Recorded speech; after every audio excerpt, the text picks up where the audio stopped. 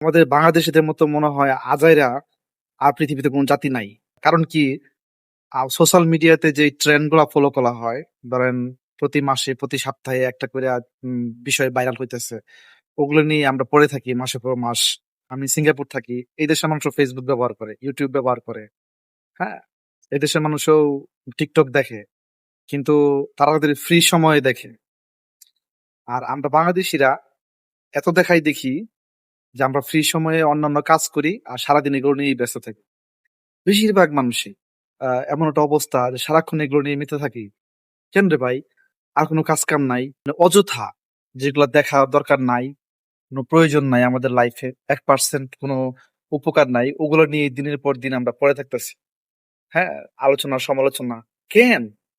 অন্যের গরু মরলো, ছাগল মরলো, কার কি হইলো না হইলো, এইগুলা মানে খোঁজ খবর রেখে এইগুলা নিয়ে আলোচনা সমালোচনা করে আপনার লাভ কি? বিশেষ করে ইউটিউবে এখন দেখা যায় এক শ্রেণীর বুদ্ধিজীবীর মানে আবির্ভাব হয়েছে, যারা ধর্ম নিয়ে আলোচনা সমালোচনা খুব চলতেছে। কেন রে ভাই? আপনার যেটা ভালো লাগে এটা পালন করেন, এটা নিয়ে পড়ে থাকেন।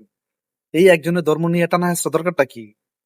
কার কি হইলো, কে কি বললো, এগুলো দরকারটা কি? ভালো কথা বলেন, ভালোভাবে জীবনযাপন করেন, কাজ করেন।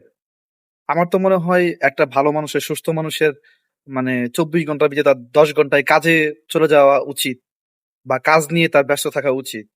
আর বাকি যে টুকটাক সময় সেগুলো নিয়ে সে বিনোদন করবে, সুস্থ বিনোদন, ফ্যামিলিকে সময় দিবে। কিন্তু আমাদের হইতেছেটা কি? আমাদের বাংলাদেশিদের কি হইতেছে?